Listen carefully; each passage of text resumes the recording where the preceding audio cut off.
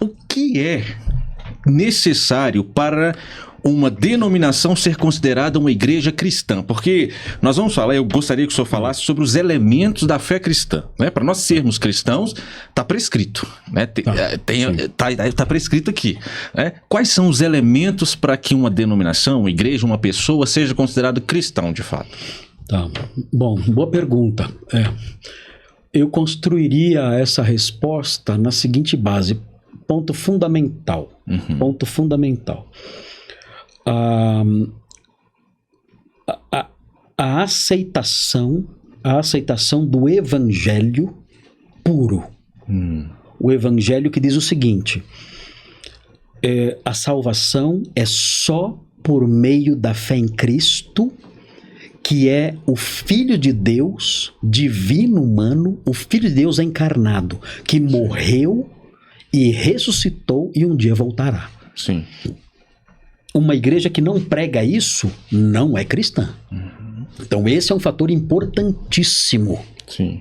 É a igreja que crê no evangelho puro, sem acréscimo. Se ela fala assim, olha, a salvação é pela fé em Jesus, mas... depois desse mas... Já foi pro saco. Já foi pro brejo. Sim. Falou mas... Já era. Sim. Abraço. Sim. Tem que ter Maria. Tem que ter boas obras. Tem que ter... Não, sinto muito, não é mais uma igreja cristã. Ficaram bravos comigo outro dia aí, desceram o pau em mim, que eu falei que o catolicismo não é cristianismo. Eu vi isso, só falando. Reforço isso, não Sim. é.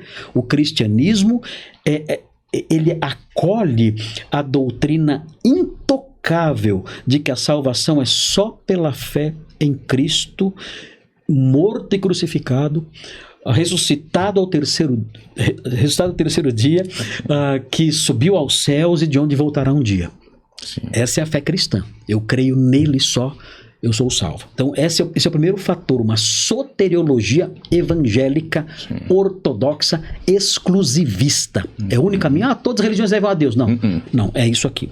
Segundo fator bastante importante, uma igreja bíblica, uma igreja cristã, é uma igreja que prima pela pureza. O que seria isso? Seria uma igreja que não tolera, ela trabalha para que os seus membros sejam santificados. Certo. Para que os seus membros tenham sensibilidade à voz e à ação do Espírito que opera neles. Sim. A Bíblia diz que a todo crente foi dado beber de um só Espírito. Esse Espírito orienta, guia, santifica, convence, fala. A igreja bíblica é uma igreja que se preocupa com a reação das ovelhas a esse ministério do Espírito. Não existe um só reformador do século XVI que não tenha enfatizado o papel do Espírito Santo na vida do crente. Aliás, muita gente pensa de John Calvino como o cara que só falava de eleição. Negativo. Nos 4 volumes das Institutas, a porção dedicada à eleição são só 100 páginas. Pequenininha. Calvino, o foco do ministério dele, não que ele tenha dito isso expressamente, mas um ponto central no ministério de Calvino era a pessoa do Espírito Santo. Ele é chamado de o teólogo do Espírito Santo. Acredite se quiser, ele seja um Calvino. E da mesma forma, o Rico Zwinglio, Martinho Lutero, todos, sem ação do Espírito Santo, não há como ver a vida cristã. A igreja bíblica, ela prima por isso. Ela prima pela santificação dos seus membros. Isso tem um desdobramento prático importante. A igreja cristã adota a disciplina eclesiástica. Certo. O que significa isso? Que ela exerce o poder de excomungar. Eu sei que é uma palavra que soa meio romanista, né? Sim. Mas é isso mesmo. Mas é isso. Ela exerce o poder de excomungar aqueles que rompem com o ensino bíblico, com a sã doutrina. Ela exerce essa autoridade, esse dever. Ela tem a autoridade para isso. Autoridade para isso. Reunidos vós e o meu espírito, diz o apóstolo Paulo, em nome de Jesus, essa pessoa tem que ser entregue a Satanás. Até assusta, né? Dá impressão, até uma coisa meio macabra, né? Mas ele fala isso em 1 Coríntios 5 expressamente, por causa de um homem que tinha relações sexuais com a sua madrasta. Exatamente. E ele fala, isso é inaceitável que isso aconteça no meio de vocês. Então expulsa aquela pessoa. E o outro fator fundamental, além dessa a confissão de fé ortodoxa, a paz e a pureza decorrentes da ação do Espírito Santo e da disciplina eclesiástica, também a correta participação nas ordenanças. A igreja bíblica, ela pratica o batismo e a ceia do Senhor. O batismo como expressão, inclusive, daquilo que Deus realizou na vida daquelas pessoas. No caso do audiencismo, a inserção da criança no pacto como um correspondente de Israel. Né? Uma manifestação pública do que aconteceu no teu coração. E no caso do credo batista, uma manifestação pública do que aconteceu no seu coração. Se bem que o credo batismo também existe dentro do aliancismo naqueles que são batizados adultos. E a ceia do Senhor como expressão de uma comunhão não só no corpo e no sangue de Jesus, mas também com aquela comunidade de fé. Então esses elementos são elementos centrais de uma igreja bíblica. A igreja bíblica, deve-se observar isso também, a igreja bíblica, ela não é exclusivista. Isso é um ponto importante demais, pastor. As seitas são exclusivistas. Exato. A igreja bíblica, ela diz assim, olha, se você é de outra igreja, mas você acolhe o evangelho, essas coisas todas, você é nosso irmão e você é salvo. Agora a seita fala assim, se você sair daqui, você perdeu a salvação. A igreja bíblica, ela não é exclusivista. Ela entende que o evangelho e a salvação transcendem as suas fileiras. Então, eu sou batista, eu vejo você como meu irmão. Irmãos. Eu sou calvinista, eu vejo o arminiano como meu irmão na fé. Eu sou conservador, eu vejo o assembleiano como meu irmão em Cristo. Então, já seitas não. O adventismo fala, se você comer presunto sadia, tchau, você vai para o inferno com colesterol alto. Então é assim, não tem jeito. É só aqui. Só aqui. Você é salvo só aqui dentro. Se você romper com a nossa denominação, a Congregação Cristã no Brasil, mesma coisa. Eles eram a graça, né? Sim. A Congregação Cristã no Brasil entende o seguinte: pela graça sois salvos. Onde se lê a palavra graça, leia-se pela Congregação Cristã no Brasil sois salvos. Inclusive eles falam assim para você, faz tempo que você está nessa graça. Eles entendem que a denominação é a graça de Deus. Não leram o texto, pastor? Leram o texto, mas o problema é que existe dentro dessas seitas, especialmente dessa que estamos falando, existe a ideia de que estudar é do diabo. E o diabo adora essa ideia. É claro, ele que mais difunde isso. Ele adora. O diabo adora a ignorância. Exatamente. Ele, quando alguém é ignorante, ali é fácil ele fazer a festa. Né? Ele deita e rola lá. Então, quando o CCBano, abrindo esse parênteses do CCB, né? Quando ele estuda um pouco, ele vê que a graça não é a denominação dele. Ele sai de lá. Aí ele sai de lá. Ele sai. Então, esse é o problema. Perde a comunhão com os de lá. Porque... Aí dizem o seguinte para ele: você saiu daqui? Saí. Então você perdeu sua salvação. Porque a salvação está só aqui. Exclusivamente aqui. Se você rompeu com isso aqui, você não é mais salvo. A igreja bíblica não é assim. Não é. É perigoso demais isso. Muito perigoso. É uma escravidão, né? Se você se vincula àquele movimento, você é salvo. Se você se desvincula, você não é mais. Aniquilou Cristo, totalmente. Totalmente. Você não é salvo por Cristo, mas pela instituição. Exatamente. É muito sério. Agora, note bem, Mendes. Existe algo acontecendo assim, de uns tempos para cá, no meio pentecostal também. Eu sei que os assembleanos que estão assistindo a gente vão querer me metralhar, mas eu tô acostumado com... já não é de hoje, né? O pessoal atirando com bazuca em cima de mim, sem problemas, eu sobrevivi até hoje. Muita coisa já passei por causa dessas situações em que vocês me colocam. Olha, eu não tenho nada com isso. Exatamente. Mas eu acho que o senhor sofre por falar a verdade. Isso é bom, né? Às vezes eu acho que a minha esposa me dá umas broncas às vezes. Fala, segura um pouco aí. Segura um pouquinho. Eu consigo. É colérico, pastor? Eu sou colérico. Então tá certo. Eu te entendo. Aí depois eu falo, nossa, acho que eu passei um pouco do limite, devia ter segurado um pouco. Senhor, tem misericórdia. Não aprendi mais. 62 anos de idade, é caso perdido. Não tem mais jeito. Sim. Né? Caso perdido. O senhor dizia sobre a Igreja Assembleia de Deus. Sim. O que acontece? Eu trabalhei 12 anos na Assembleia de Deus como professor de um seminário. E eu comecei a perceber algumas coisas ali na Assembleia de Deus que me preocupou bastante na época. Sim. Eu me dava muito bem com todos ali e tudo mais, e sempre dizendo eu não sou pentecostal, eu sou conservador. O que você acha de Dom de Línguas? O que você acha que eu acho de Dom de Línguas? Eu tô falando há 12 anos para vocês que eu sou conservador. Vocês querem brigar comigo? Eu não creio no Dom de Línguas, eu não creio, acho que aquilo tudo é só invenção, é blá blá blá, é charamanai, decovanai, isso aí pra mim sempre uma criança. Perdeu a salvação 2 vezes aí, pastor. Já perdi a blasfêmia contra o Espírito Santo. Olha a ignorância. Mas enfim, tudo bem.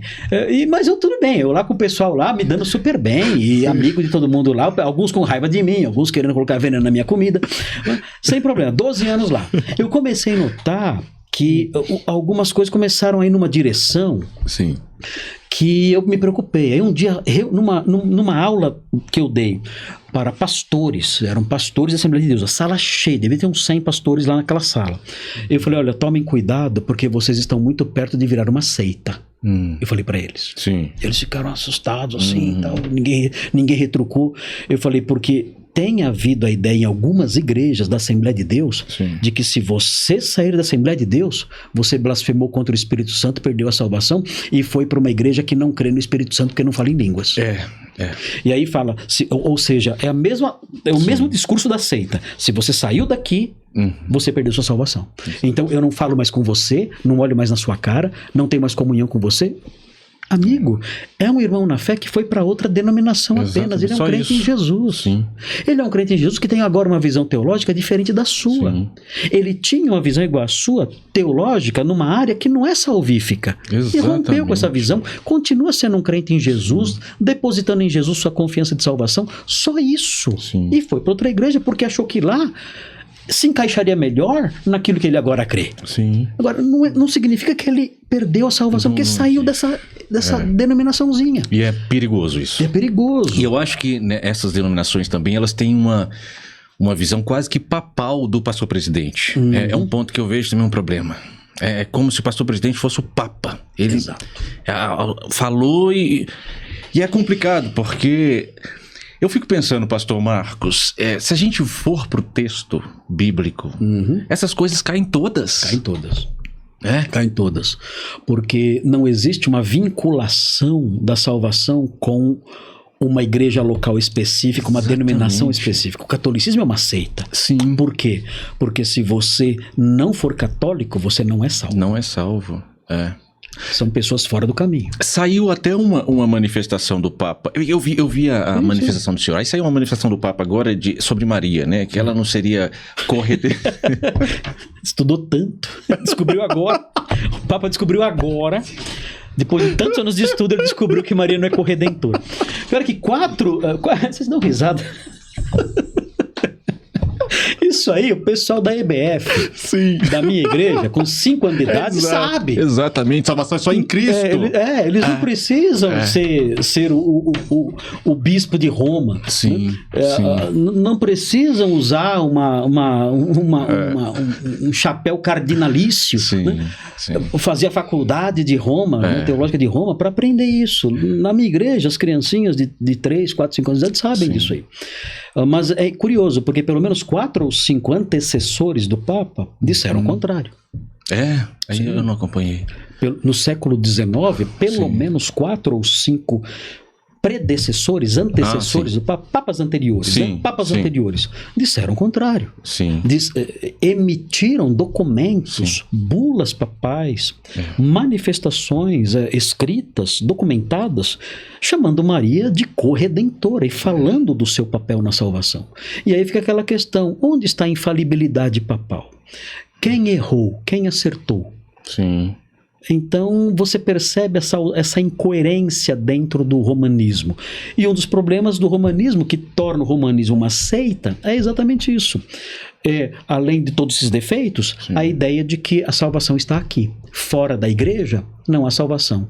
Ninguém tem Deus por pai, se a igreja católica não for sua mãe. Eu já ouvi um padre falar um negócio desse. Ele disse isso. Essa é uma afirmação da patrística. Os padres da igreja, os pais da igreja antiga diziam isso. Sim.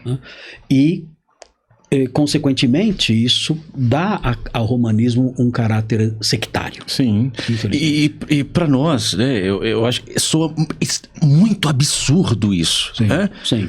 Mas são tantas pessoas que elas creem nisso, e elas seguem isso. Né? Creem nisso e também uma outra questão. Eu falei da Assembleia de Deus, que sim, tem algumas Assembleias de Deus têm essa tendência. Sim. Eu tenho que tomar cuidado para não generalizar, porque nem sim, todas são assim. Há irmãos que saem da Assembleia de Deus, vão para outra igreja e são... Isso é acolhido, sim, isso é aceito sem problema nenhum. Sim. Já outras Assembleias de Deus não são assim. Essas que não são assim, caminham para a direção de seitas.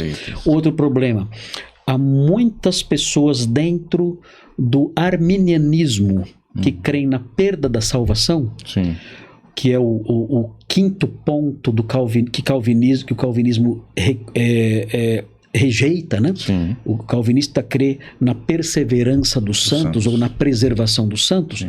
O arminiano, ele fala o quê? Ele fala que a salvação se perde. Então, qual é a implicação disso, para a prática cristã?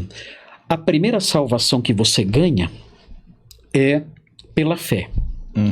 E a segunda? Todas seriam pelas obras, então.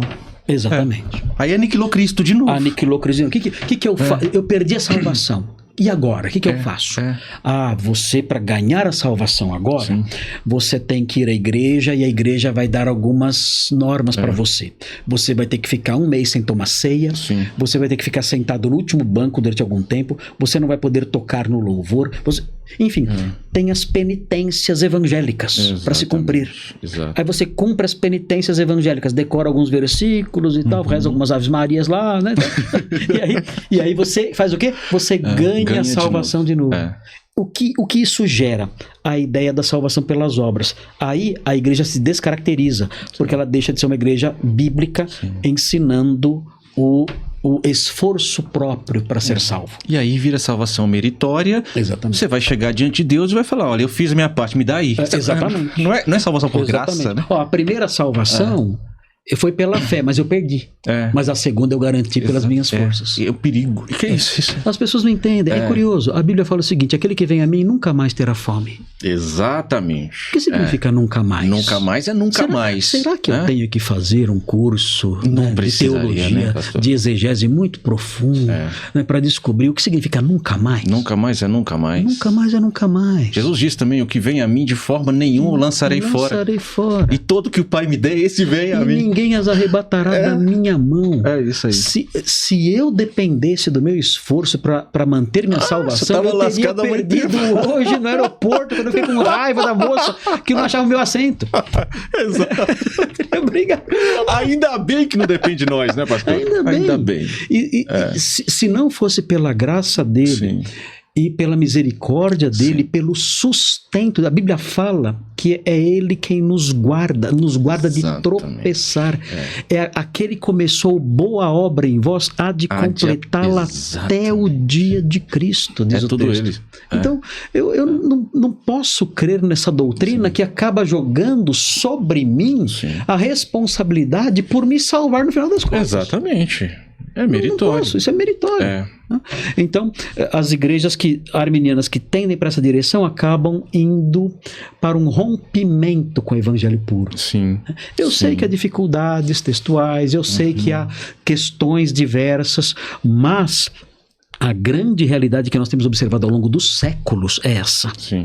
Quando nós cremos na perda da salvação, nós automaticamente abraçamos a salvação pelas obras. Exatamente. E aí, para que Cristo viria aqui se eu conseguiria salvar a mim mesmo? Aniquila tudo do Evangelho. Aniquila tudo do Evangelho. Para que o Filho de Deus dar sua vida? Não tem necessidade nenhuma. Eu mesmo um dia acordei de manhã e falei, olha, hoje eu tô cansado do pecado. Vou mudar de vida. Que Pronto, isso? não tem cabimento. Exatamente. E dentro do catolicismo, pior ainda. Mesmo que eu não consiga pagar o preço, lá você paga no purgatório. tem o purgatório. Eu pago lá. Ou seja, o inferno tá morrendo de solidão. Quem tá no inferno tá morrendo de solidão. Porque quem não conseguiu pagar nem no purgatório, o cara deve ser o cão, né?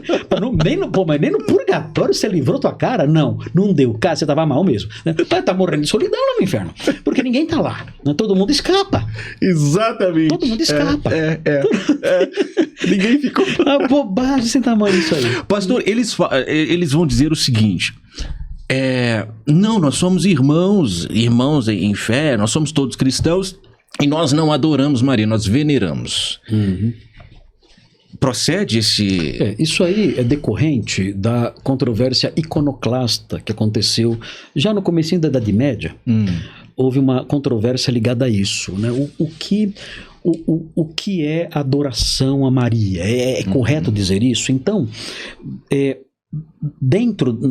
na igreja oriental, de fala grega, Sim. o que disseram? Disseram o seguinte, olha, na realidade existe uma diferença entre as palavras que devemos usar. Quando nós adoramos a Deus, nós devemos usar o verbo latreo. Latreo é adoração. Certo. Quando nos referimos aos santos, nós devemos usar o verbo duléu. Duléu é um serviço, uma espécie de veneração. Eu sirvo, eu venero os santos. Literalmente seria servir, mas dão essa roupagem de uma veneração que não chega a ser uma adoração que é devida só a Deus. E no caso de Maria, não seria nem uma latria, nem uma dulia. Seria uma hiperdulia, ou seja, é uma dulia superior, avançada, né? Turbinada, Sim. Né? Uma dulia plus, mas que não chega a ser uma latria, porque latria é só para Deus. Né? Legal. Quando você transporta isso para a igreja ocidental, quando você traz para a igreja ocidental, aí você fala, como você fala isso? Você fala, não, a gente não adora, a gente venera. No caso de Maria, a gente hipervenera. Agora, legal. É um joguinho bonito de palavras. Sim. Mas não sai disso. Vamos à prática. Porque na prática, eu vou chegar lá e eu me vejo diante de Deus, por exemplo. Como é que eu faço? Eu me prostro, eu me curvo. Aí eu vejo diante da estátua de Maria, eu faço o quê? Se prostra, Qual é a diferença? Nenhuma. Eu oro um, oro outro. Eu louvo um, louvo o outro. Eu já vi cultos romanistas, as pessoas louvando Maria. Sim. Louvando tem na internet. E enaltecendo o nome de Maria como uma deusa. Né? Qual é a diferença daquilo? Como que eu posso dizer, olha, isso aqui é latria, isso aqui é dulia? Não tem diferença prática nenhuma. É a mesma coisa. É dizer, olha, isso aqui é um calvo, isso aqui é um careca. Exatamente. Não tem diferença. Não tem diferença. E botam Maria como mediadora. Né? Ou seja, Deus não vai me perdoar se eu não passar por ela. Exatamente. Isso não é cristianismo. Não pode ser. Não há, por mais que os católicos fiquem bravos, mas os católicos não são nossos irmãos em Cristo. Eles não são salvos. Sim. É triste dizer isso, eu tenho parentes católicos. Não tenho raiva de nenhum católico. Quando a gente fala assim, pensa, tem raiva dos católicos. De jeito não tem raiva nenhum. de nenhum católico, não tem raiva de ninguém. Sim. Tem raiva de algumas pessoas, não posso falar aqui. Né? mas não tenho raiva de católico, nem de presbiteriano, nem de assembleiano, nem de ninguém. Não tenho raiva de ninguém. Né? Assim, mas é necessário explicar isso. Se a pessoa, seja ela quem for, ela pode ser uma católica como pode ser uma batista. Sim. Se ela não deposita em Cristo exclusivamente nele a sua confiança de vida eterna, pela fé nele que morreu pelos nossos pecados, ressuscitou e voltará um dia, se eu não creio nele como meu Redentor, não interessa, eu posso ser católico, batista, assembleiano, eu não sou salvo. Exatamente. Eu vinha agora conversando com o motorista do Uber, né? E tive a oportunidade, Deus abriu a porta de eu poder evangelizar. Que maravilha, que bênção. E eu perguntei para ele, ele disse que era de uma igreja. Sim. Ele disse que era de uma igreja. E eu perguntei para ele, mas ok, você é de uma igreja evangélica? Sim, eu sou de uma igreja evangélica. E disse lá o nome da igreja. Sim. Eu disse, mas eu quero saber, eu disse a ele, eu quero saber se você é crente. Ele disse, sim, eu sou evangélico. Eu falei, não, A pergunta não foi essa. A pergunta não foi essa. Uhum. Eu perguntei para você se você se aproximou de Jesus crendo nele exclusivamente como seu redentor pessoal. Sim. Confiando na obra que ele realizou na cruz do Calvário. Sim. E suplicando e invocando o seu nome como seu salvador pela fé. Como fala o apóstolo Paulo. Sim. Aquele que invocar o nome do Senhor será salvo. Será salvo. E essa invocação sendo uma expressão de fé. Ele disse, não, isso eu nunca fiz. Ele foi sincero e falou isso. Sim. Ele disse, eu vou na igreja, eu sou evangélico, mas eu nunca fiz isso. Falei, não. Falei, então, meu amigo, você tem que fazer isso hoje. Hoje. Porque você não é um homem salvo. Você não tem o Espírito Santo habitando em você. Sim. Você não foi transformado pela fé nele. Você precisa hoje fazer isso para ter o perdão dos seus pecados e uma herança celeste. Ele entendeu, ele ouviu atenciosamente, fez perguntas e orei por ele no final, antes de sair do Uber, eu orei por ele para que o Senhor abrisse seus olhos, seu coração, ele se convertesse e só Deus sabe, né? Não sei se eu vou vê-lo outra vez, mas foi assim. Mas isso é importante, essa mensagem é importante. Não é uma mensagem denominacional, De jeito nenhum. não é uma mensagem calvinista ou protestante ou luterana, ou nada disso. É a mensagem do Novo Testamento. Sim. E todos que estão nos ouvindo devem levar isso muito a sério. Porque quando eu fechar os olhos para esta vida, Sim. não tem como eu dar a volta, o retorno e tentar arrumar o que ficou para trás. A oportunidade que temos de receber o Salvador e a salvação que Ele dá é só nesse pequeno espaço de tempo que é a nossa vida. Exatamente. Depois disso não há purgatório, não há segunda chance, não há reencarnação, nada disso. O escritor aos Hebreus diz o tempo chamado hoje. Hoje. Depois desse tempo, eu li um livro interessante que ele falava o seguinte, olha, que se você olhar uma cripta, uma tumba, você vê a data de nascimento da pessoa e a data da morte. Entre as duas datas tem um tracinho. Aquele tracinho é a sua vida toda. Eu olhei para aquele e falei, é verdade. Assim, e ninguém olha para aquele tracinho. Não. Olha para o ano do nascimento e o ano da morte. Mas aquele tracinho é onde tudo se define. Naquele tracinho.